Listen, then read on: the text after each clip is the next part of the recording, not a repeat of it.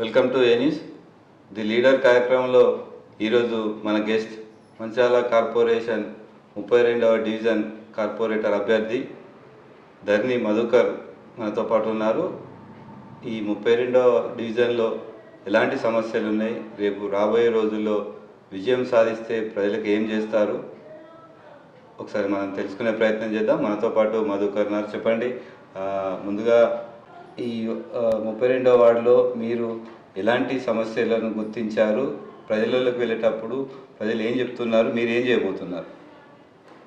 ఏ news సోదరులందరికీ నమస్కారం. ముందుగా మంచిర్యాల కార్పొరేషన్ పరిధిలోని 32వ డివిజన్లో గౌరవ ఎమ్మెల్యే కొక్కిరాల ప్రేమ్ సాగర్ రావు గారు, అదేవిధంగా మాజీ కాంగ్రెస్ పార్టీ జిల్లా అధ్యక్షురాలు సురేఖమ్మ గార్ల ఆశీర్వాదంతో నేను ప్రజల ముందుకు రాబోతున్నాను.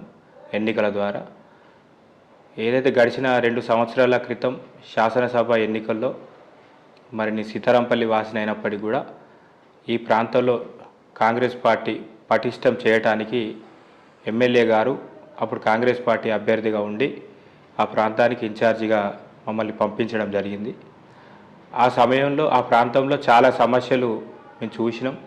ప్రజల వద్దకు వెళ్ళినప్పుడు ఇండ్ల మీదకి వెళ్ళి ఉన్న 11 kV లైన్స్ కావచ్చు, అదేవిధంగా రోడ్డు వ్యవస్థలు కావచ్చు, నీటి సమస్య గురించి కావచ్చు, అంతేకాకుండా సీసీ రోడ్డు డ్రైనేజీ వ్యవస్థ గురించి కావచ్చు, అంతేకాకుండా రేషన్ కార్డ్స్ లేవని, మాకు ఇందిరమ్మ ఇండ్ల కోసం కావచ్చు, చాలా రకాల సమస్యలు మా దృష్టికి తీసుకురావడం జరిగింది.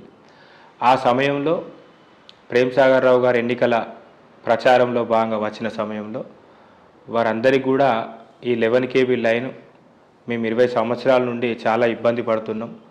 వర్షాకాలం సమయంలో మాకు చాలా ఇబ్బందులు ఎదురవుతున్నాయి. ఈ 11 kV సమస్య ద్వారా వర్షాకాలం వచ్చిందంటే మా ప్రాణాలు అరిచేతిలో పెట్టుకొని ఉండాల్సిన పరిస్థితి వస్తుందని వాళ్ళు చెప్పడం జరిగింది. ఇదంతా కూడా అప్పుడున్న అభ్యర్థి ప్రేమ్ సాగర్ రావు గారికి తెలియపరచగా ప్రజలందరికీ కూడా, ఆ ప్రాంత వాసులందరికీ కూడా వారు హామీ ఇవ్వడం జరిగింది. నన్ను గెలిపిస్తే ఖచ్చితంగా నేను ఆ లైన్ కూడా తీపిచ్చి మీ అందరికీ ఏదైతే రోడ్లు కావచ్చు, డ్రైనేజీ వ్యవస్థ కావచ్చు, అన్నీ కూడా మీకు చేస్తానని చెప్పేసి వారు హామీ ఇవ్వడం జరిగింది. దాంట్లో భాగంగా ఎమ్మెల్యే గారు ప్రేమ్ సాగర్ రావు గారు గెలిచిన 6 మాసాల లోపు 6,80,000 రూపాయల ఖర్చుతోని ఇండ్ల పైన ఉన్నటువంటి 11 kV లైన్స్ తీయించి వాళ్లకు విముక్తి చేయడం జరిగింది. ఆ ప్రజలకు ఎలాంటి ఇబ్బందులు లేకుండా ముందు చేయడం జరిగింది. దాని తర్వాత చాలా ప్రాంతంలో వేసవి సమయంలో కూలర్స్ కావచ్చు, ఏసీలు కావచ్చు నడిస్తే లో వోల్టేజ్ పవర్ ప్రాబ్లం కూడా చాలా ఉండే. వాటన్నిటిని కూడా ఎక్కడెక్కడైతే లో వోల్టేజ్ పవర్ ప్రాబ్లం ఉందో సుమారుగా ఒక 4 ట్రాన్స్ఫార్మర్లు కూడా కొత్తగా పెట్టించడం జరిగింది. అంతేకాకుండా కరెంటు పోల్స్ చాలా వరకు ఇంటి ముందున్న కరెంటు లైన్స్ కూడా చాలా డిస్టెన్స్లో పోల్స్ ఉంటే తీగలన్నీ కిందికి ఊగులాడుతున్న సందర్భం మేము ప్రజలకు వెళ్ళిన సందర్భంలో అవి కూడా మాకు చెప్పడంతో చాలా వరకు విద్యుత్ శాఖ అధికారులతో ఎమ్మెల్యే గారు మాట్లాడి ఎవరి దగ్గర రూపాయి ఆశించకుండా చాలా కరెంటు పోల్స్ కూడా ప్రజలకు ఎలాంటి ఇబ్బందులు లేకుండా చేయించడం జరిగింది. అంటే ఇవన్నీ ఇప్పుడు రోడ్డు వ్యవస్థ కావచ్చు, సుమారుగా 35 లక్షల రూపాయల సీసీ రోడ్లు 32వ డివిజన్లో వేయడం జరిగింది. డ్రైనేజీ వ్యవస్థ మాత్రం 25 సంవత్సరాల కింద కట్టిన డ్రైన్లు ఉన్నాయి తప్ప ఈ మధ్యకాలంలో ఎక్కడ కూడా డ్రైన్స్ లేవు. ఎమ్మెల్యే గారు గెలిచిన తర్వాత సుమారుగా 75 లక్షల రూపాయలతోని చాలా గల్లీలలో మేము డ్రైన్లు కట్టించడం జరిగింది.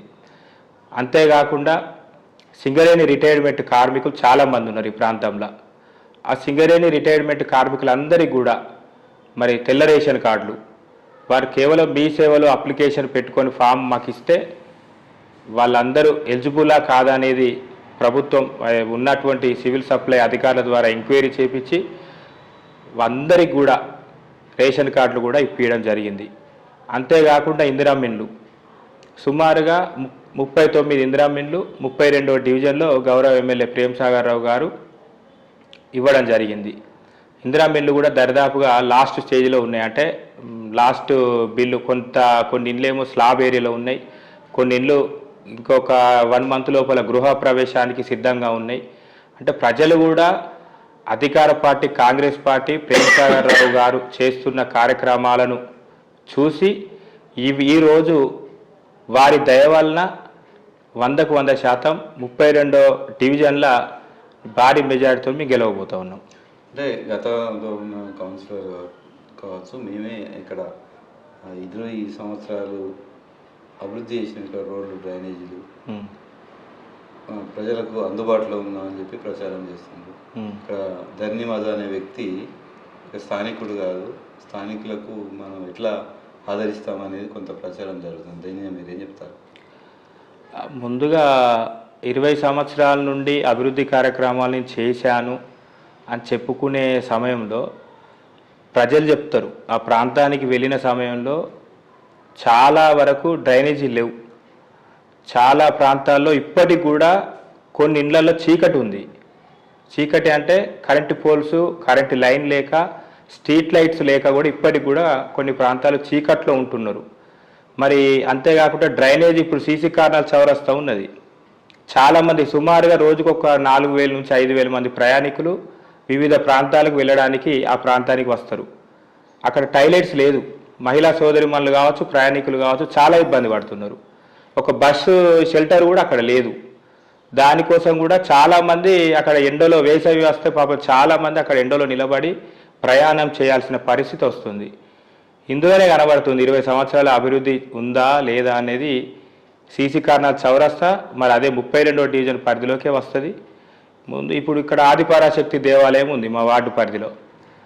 అక్కడ ఇప్పుడు మంచిర్యాల కదా 2 టౌన్ ప్లస్ 1 టౌన్ అనేది ఏ విధంగా ఉంటుందో ఈ వార్డు పరిధిలో ఏవి ఫంక్షన్ హాల్, ఏఎస్ఆర్ నగర్ ప్రాంతం ఒకటి ఉంటుంది, రామ్ నగర్ ప్రాంతం ఒకటి ఉంటుంది. ఈ ప్రాంతానికి ఆ ప్రాంతానికి కనెక్టివిటీ లేదు. ఫస్ట్ అక్కడ ఇప్పుడు అటొక 1,200 ఓటర్స్ ఉంటారు, 1,500 జనాభా అటు ఉంటుంది. ఇటొక 2,000 మంది ఓటర్స్ ఉంటారు, 2,500, 3,000 మంది ప్రజలు ఉంటారు.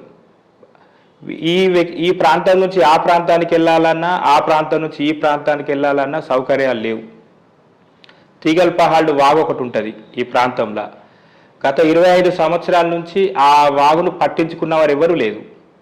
ఆ ప్రాంతంలో దరిదాపుగా వర్షాకాలం స్టార్ట్ అయిందంటే సుమారుగా ఒక పెద్ద గోదావరి నది ప్రవాహం ఏ రకంగా ఉంటుందో ఆ రకంగా అక్కడ ప్రవాహం ఉంటుంది. ఆ చెట్లు, పొదలు, కొంత ప్రాంతం కబ్జా గురి కావడం, ఇవన్నీ చేయడం వల్ల ఏమవుతుంది, వర్షాకాలం భారీ వర్షాలు వచ్చిన సమయంలో ఇండ్లలోకి ఇదంతా వాటరు బయటికి వెళ్ళక ఇండ్లలోకి వాటర్ పోవడం జరుగుతుంది. గౌరవ ఎమ్మెల్యే ప్రేమసాగర్ రావు గారు గెలిచిన తర్వాత ఆ ప్రాంతంలో ఇందిరమ్మ ఇండ్ల భూమి పూజ కార్యక్రమానికి వచ్చినప్పుడు వారి దృష్టికి తీసుకెళ్తే కేవలం 24 గంటల లోపల మున్సిపల్ సిబ్బందిని పంపించి, పొక్లైన్ను పంపించి ఆ ప్రాంతం అంతా కూడా ఆ చెత్త చెదారం, ఆ వాగు లోపల ఉన్నటువంటి చెట్లను కూడా క్లీన్ చేసి ప్రజలకు వర్షాకాలంలో ఎలాంటి ఇబ్బందులు లేకుండా చేసిన ఘనత మాది.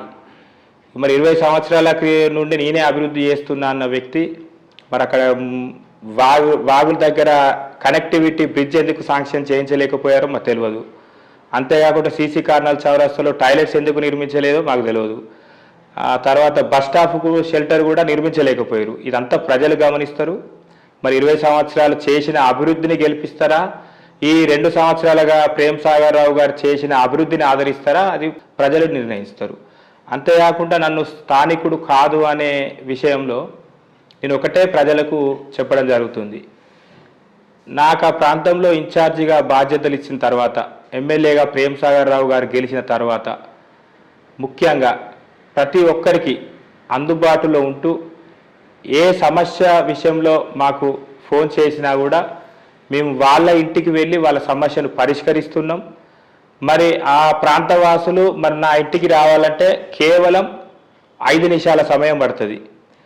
మరి ఇప్పుడు ఎవరైతే నన్ను నాన్ లోకల్ అని చెప్తున్న వ్యక్తి ఇంటికి పోవాలంటే సుమారు అరగంట సమయం పడుతుంది. ఆయన ఇంటికి పోవాలంటే 2 కిలోమీటర్ల డిస్టెన్స్ ఉంటుంది. మరి మా ఇంటికి రావాలంటే కేవలం 300 మీటర్ల డిస్టెన్స్లో మా ఇల్లు ఉంటుంది. అసలు లోకల్ క్యాండిడేట్ నేను. నాన్ లోకల్ ఇంతకుముందు ఆయన లోకల్, కానీ ఆయన ఎప్పుడైతే 2020లో కౌన్సిలర్గా గెలిచిండో ఆయన నాన్ లోకల్కి వెళ్ళిపోయిండు. ప్రస్తుతానికి ఆయన వార్డు పరిధిలో ఉండట్లేదు. ఆ వార్డుకు దగ్గరలో ఆ వార్డు ప్రజలకు అందుబాటులో నేనే ఉంటున్నా, వార్డు ప్రజలకు అందుబాటులో ఉంటూ సేవ చేయాలనే భావనతో నేను ముందుకు వస్తున్నా. ప్రేమసాగర్ రావు గారు నన్ను ఆశీర్వదిస్తున్నారు. ప్రజలు కూడా నన్ను ఆశీర్వదించి భారీ మెజార్టీతో గెలిపిస్తారు అని ఆశిస్తున్నా. అంటే ఇప్పుడు మీరు ఈ 32వ డివిజన్లో ఎలాంటి సమస్యలను గుర్తించారు? మీరు గెలిస్తే ప్రజలకు ఏం చెప్తున్నారు? ఈ 32వ వార్డు డివిజన్లో ముఖ్యంగా పేదవాళ్ళు చాలామంది ఉన్నారు. ఇప్పుడు ఏదైతే ఇందిరమ్మ ఇల్లు ప్రేమసాగర్ రావు గారు 39 ఇచ్చారు, రెండో విడతలో కూడా మరొక 30 ఇస్తా అని చెప్పారు సారు. ఆ 30 కాకుండా అదనంగా ఈ ప్రాంతంలో పేద ప్రజలు ఉన్నారు కాబట్టి మరికొన్ని ఇండ్లను కూడా ఇవ్వాలని ఎమ్మెల్యే గారిని కోరడం జరిగింది. వారు కూడా సానుకూలంగా స్పందించారు. అంతేకాకుండా ఈ ప్రాంతంలో చాలామంది పేదవాళ్ళు ఉన్నారు కనుక ప్రైమరీ స్కూల్ అనేది లేదు అక్కడ. సరే, ప్రభుత్వ హై స్కూల్ నిర్మించడానికి సుమారుగా 1 ఎకరం ప్రభుత్వ స్థలం ఉండాల్సి ఉంటుంది. ఇప్పుడు ఆ ప్రాంతంలో ప్రైమరీ స్కూల్ బిల్డింగు ఒక 50% వర్క్ జరిగి మధ్యలో 10 సంవత్సరాల క్రితం ఆగిపోయింది. గౌరవ ఎమ్మెల్యే గారి దృష్టికి ఈ విషయం తీసుకెళ్తే వారు అప్పుడున్న డిఓ గారితో మాట్లాడి ఒక ప్రైవేటు షట్టర్ లోపల అంటే ప్రైవేటు ఇంట్లో రెంట్ మేము కడుతూ మరి పిల్లలకు కూడా చదివించడం జరుగుతుంది. టీచర్స్ కూడా అలాట్ అయ్యారు. ఒక 20 మంది పిల్లలు ప్రైమరీ స్కూల్లో ఈరోజు వాళ్ళు చదువుతున్నారు. ముఖ్యంగా అక్కడ ఆ ప్రాంతంలో ప్రైమరీ స్కూలు నిర్మాణం పూర్తి చేసి వచ్చే విద్యా సంవత్సరం లోపు పిల్లలకు అందుబాటులో తీసుకురావాలనేది ఒకటి మేము గుర్తించినాం. అంతేకాకుండా అంగన్వాడీ షెల్టర్ లేదు. అంగన్వాడీ పిల్లలకు మరి వాళ్ళు కూడా పాపం చాలామంది రెంట్లు కడుతూ వాళ్ళు ఇంటి ఓనరు వెళ్ళిపోమంటే వాళ్ళు ఇంకో దగ్గరికి వెళ్ళడం, అక్కడ ఏదైనా ఇబ్బంది ఉంటే ఇంకో దగ్గరికి వెళ్ళడం, ఇలాంటి సమస్య ఉంది. శాశ్వత అంగన్వాడీ సెంటర్ నిర్మించడానికి కృషి చేస్తాం. అంతేకాకుండా మెఫ్మా డాక్టర్ మహిళా సోదరిమణులకు ఏవి ఫంక్షన్ హాల్ ప్రాంతంలో లక్ష్మీ ఎంక్లేవ్స్ లోపల గతంలో 2 గుంటల ప్లేస్లో బిల్డింగ్ కట్టడం జరిగింది. కానీ అది వాడకంలో లేక అది మొత్తం చెట్లు చెదారంతో నిండిపోయి అది ప్రస్తుతానికైతే శిథిలావస్థలో ఉంది ఆ బిల్డింగ్.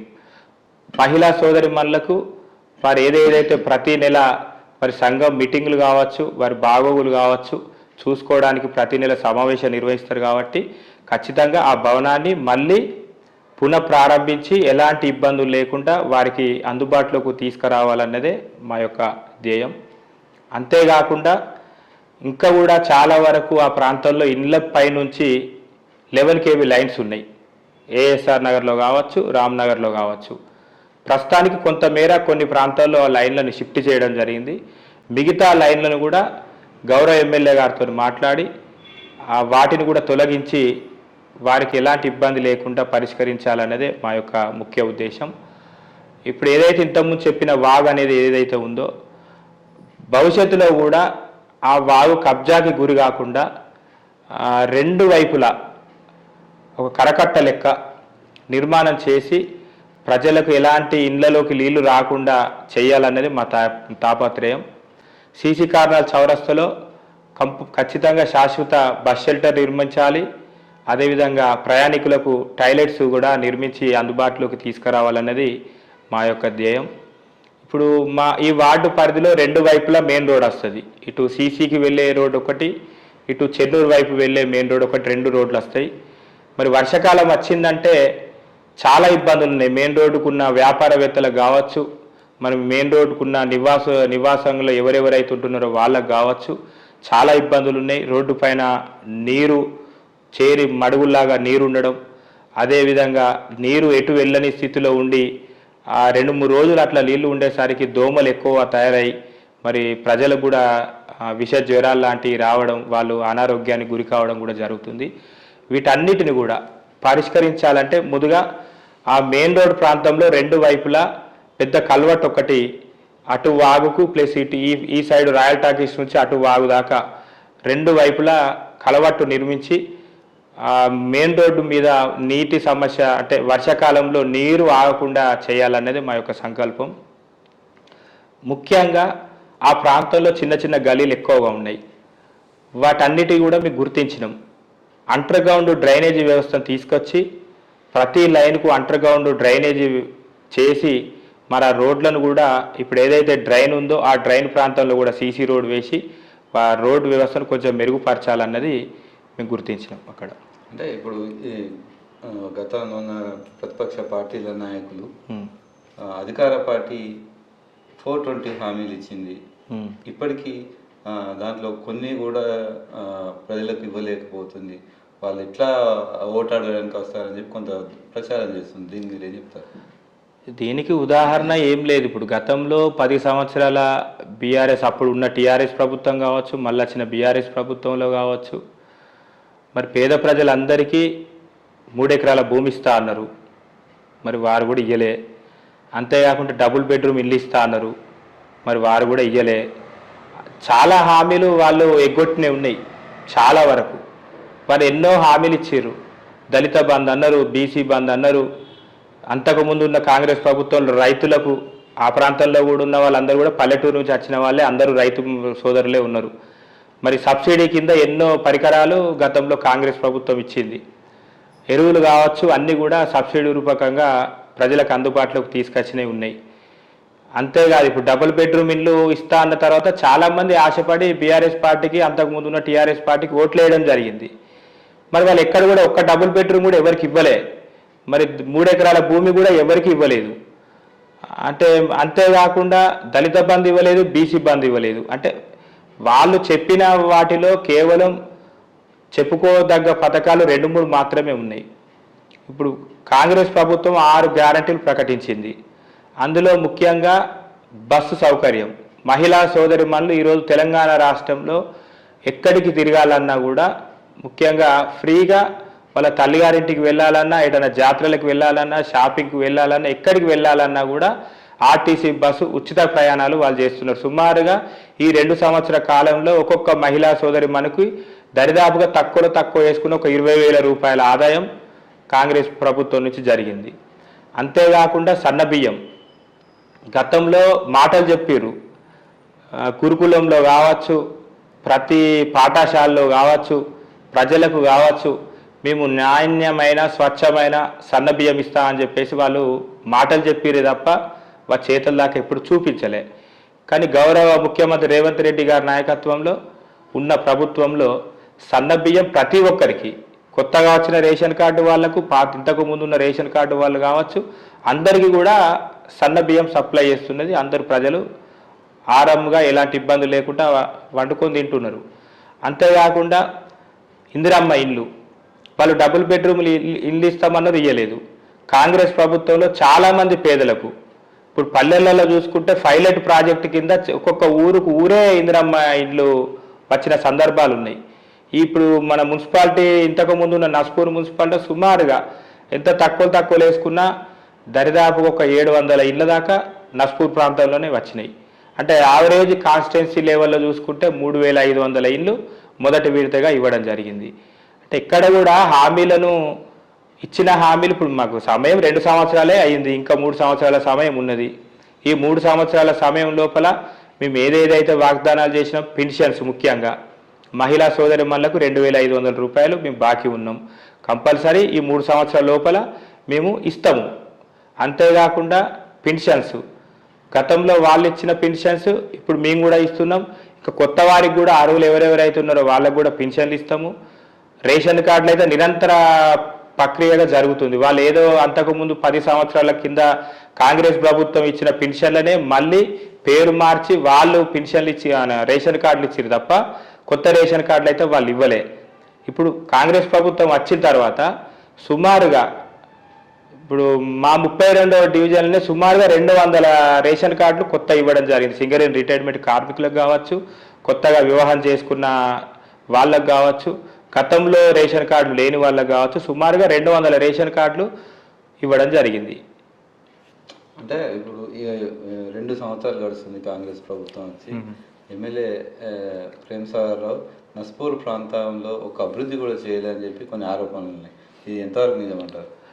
ప్రేమ్ సాగర్ రావు గారు అభివృద్ధి చేయలేదు అంటే అది సూర్యుని మీద ఉమ్మేస్తే వచ్చి మన మీదే పడుతుంది అన్నట్టుగా ఉంది. ఎందుకు అని అంటే ప్రజలందరూ చూస్తున్నారు.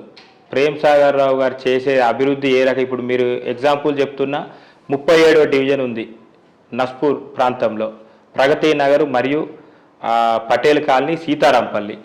ఈ ప్రాంతంలో సుమారు 13 కోట్ల రూపాయలతోని మరి భూమి పూజ చేయడం జరిగింది. బ్రహ్మాండంగా రోడ్డు వెడల్పు కార్యక్రమము, సంతరు డివైడర్ కావచ్చు, రెండు వైపులా డ్రైనేజీ వ్యవస్థ కావచ్చు, అక్కడ నిర్మాణం జరుగుతుంది.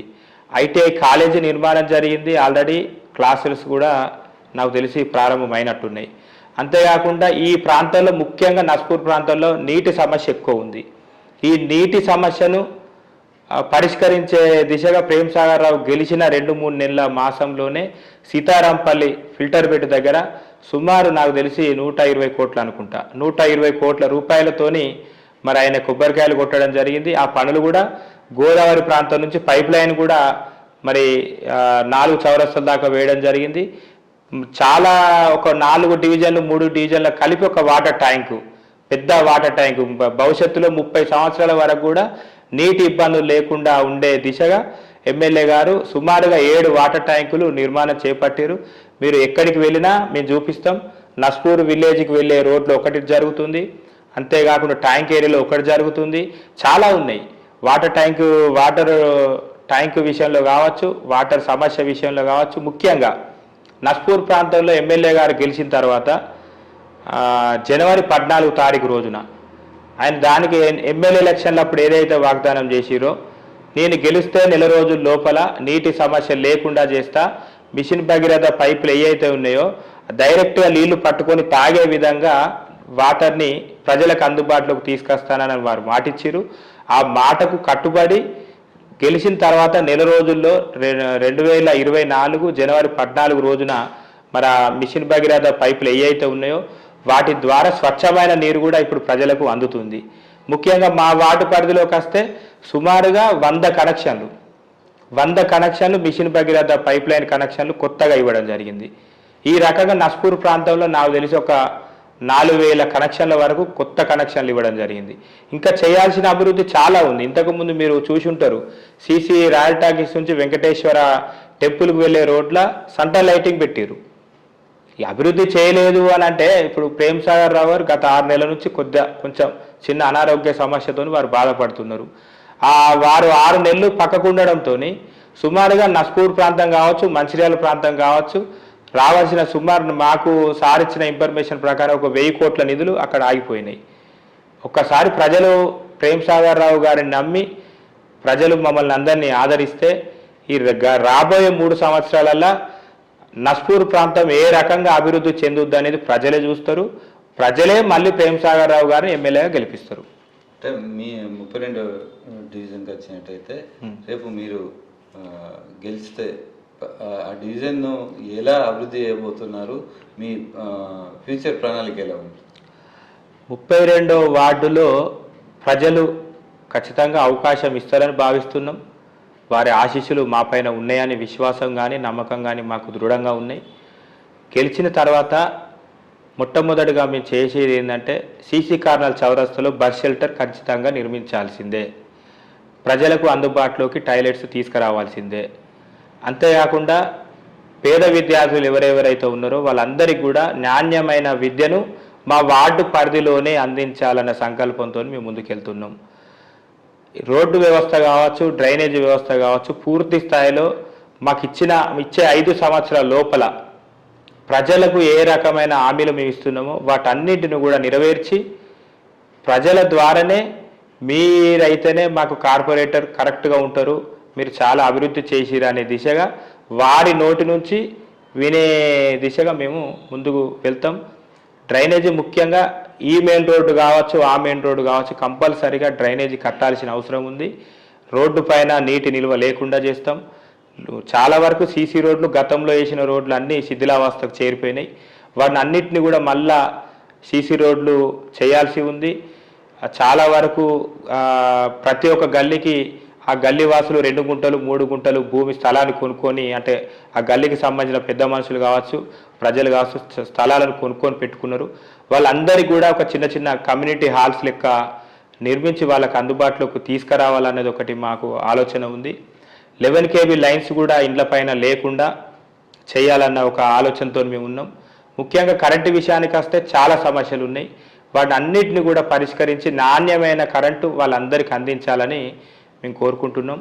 అంతేకాకుండా ఈ ప్రాంతంలో చాలా వరకు పేద ప్రజలు ఉన్నారు, ఇల్లు లేని వాళ్ళు ఉన్నారు. ఈ గడిచి ఇప్పుడు ప్రేమ్ సాగర్ రావు గారికి 3 సంవత్సరాల సమయం లోపల నాకు ఇల్లు లేదు అని ఎవరు కూడా బయటికి వెళ్ళి చెప్పే అవకాశం రానియకుండా, మా ఇంటికి వాటర్ వస్తలేవు అని, మాకు నీటి సమస్య ఉందని ఏ ఒక్కరు కూడా ఈ 3 సంవత్సరాల తర్వాత చెప్పుకోకుండా మాకు అన్ని సమస్యలు తీరిపోయినాయి ప్రేమ్ సాగర్ రావు గారి దయ వలన. ప్రేమ్ సాగర్ రావు గారు అభివృద్ధి చేయలేదు అని చెప్పేసి మరి మాట్లాడుతున్నారు వారు. నేను ఒకటే వారికి మరి వాళ్ళు కళ్ళతోని చూసి మాట్లాడుతున్నారా, లేకపోతే రాజకీయంగా విమర్శించాలి కాబట్టి ఏదో ఒకటి విమర్శించాలి కాబట్టి ఆ రకంగా విమర్శిస్తున్నారో అర్థం అవ్వట్లేదు. కానీ గతంలో ఉన్న ఎమ్మెల్యే మరి ఐబీ చౌరస్తాలో వాస్తవంగా ప్రజలకు అందుబాటులో ఉండే పనులు చేయాలి. కానీ వారు ఒక మార్కెట్ని అక్కడ ఇంటిగ్రేటెడ్ మార్కెట్ అని చెప్పేసి అక్కడ వారు పనులు ప్రారంభించారు. అప్పుడే ప్రేమ్ సాగర్ రావు గారు దాన్ని వ్యతిరేకించి గౌరవ డిప్యూటీ సీఎం బట్టి విక్రమార్క గారు కూడా పాదయాత్ర సమయంలో వచ్చినప్పుడు మా ప్రభుత్వం వచ్చిన తర్వాత దీన్ని తీసేసి ఇక్కడ మంచి సూపర్ స్పెషాలిటీ హాస్పిటల్ నిర్మిస్తామని చెప్పేసి వారు హామీ ఇవ్వడం జరిగింది. దానికి అనుగుణంగానే ప్రేమ్ సాగర్ రావు గారు గెలిచిన తర్వాత మరి ఐబీ చౌరస్తాలో ఒక సూపర్ స్పెషాలిటీ హాస్పిటల్ అంటే కేవలం మన కాన్స్టిట్యున్సీ కాదు, మంచిర్యాల జిల్లా కావచ్చు, ఉమ్మడి ఆదిలాబాద్ జిల్లా కావచ్చు, మహారాష్ట్ర నుంచి కూడా చాలామంది రోగులు మన ప్రాంతానికి వస్తారు.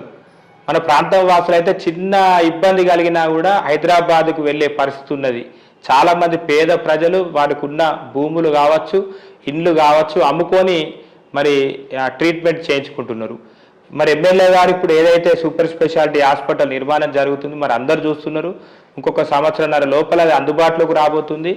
మరి ప్రజలందరూ కూడా బయట ఉన్న ప్రజలు మన దగ్గరికి వచ్చి వైద్యం చేయించుకునే దిశగా మరి ఎమ్మెల్యే గారు అభివృద్ధి చేస్తున్నారు. అది మీ కండ్ల కనబడుతుందా లేదా?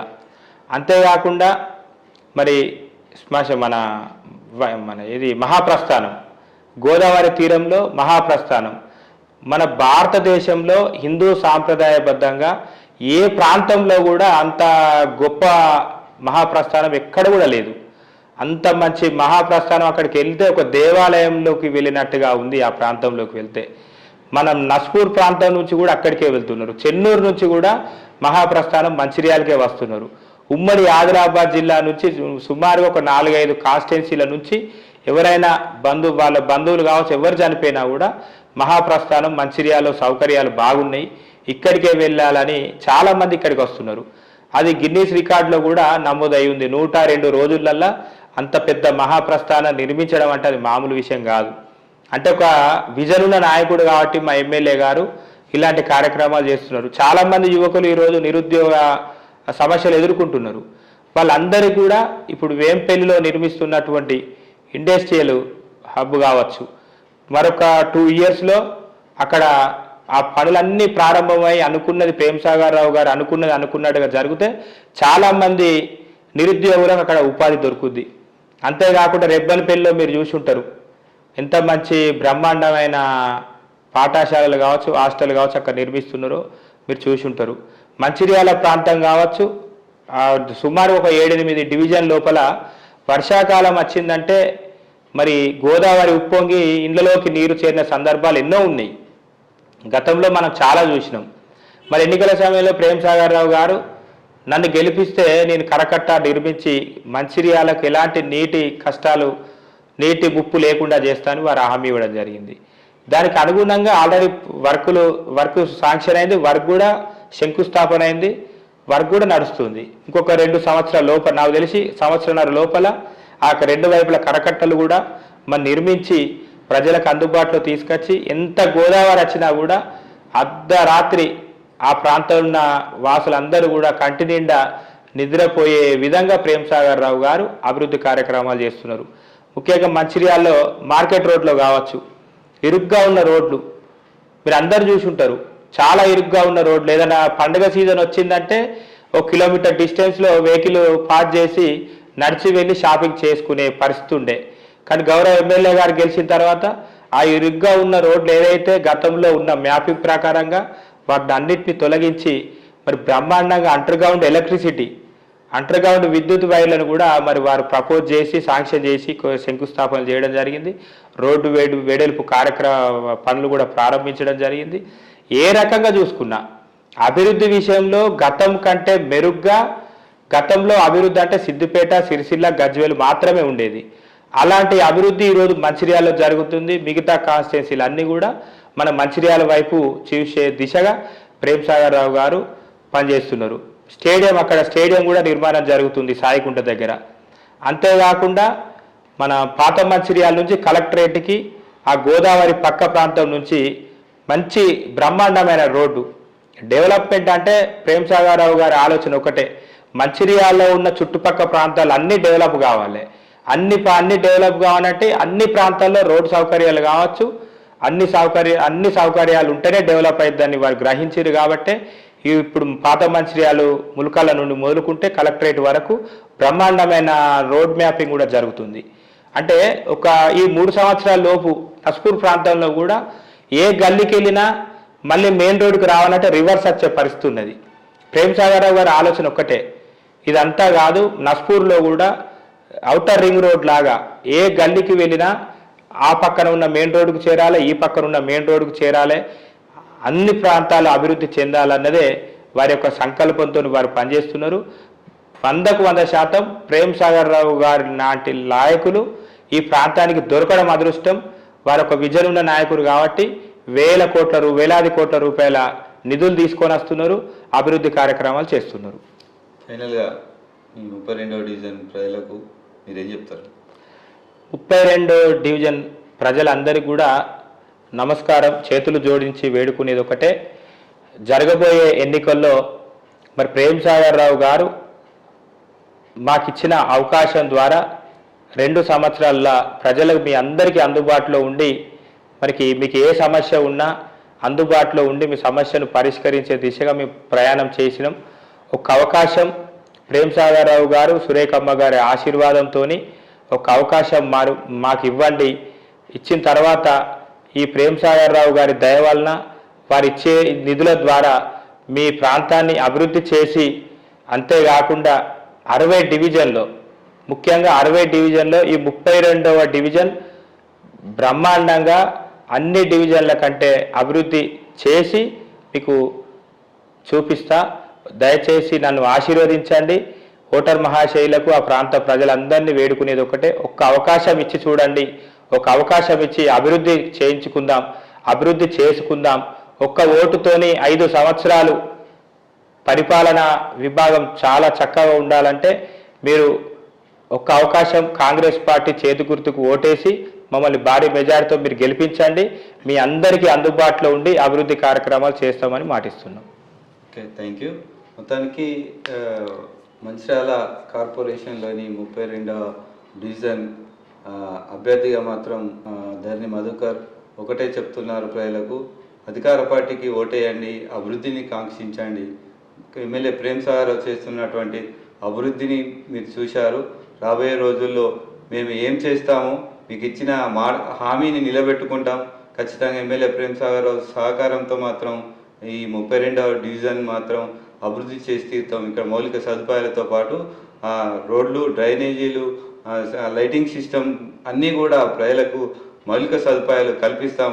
ఖచ్చితంగా ఒకసారి ఆదరించండి, అధికార పార్టీకి ఓటేయండి, అభివృద్ధిని కాంక్షించండి అని చెప్పి మనతో పాటు ధర్ని మధుకర్ తెలిపారు. మరో లీడర్తో మళ్ళీ కలుద్దాం. నమస్కారం.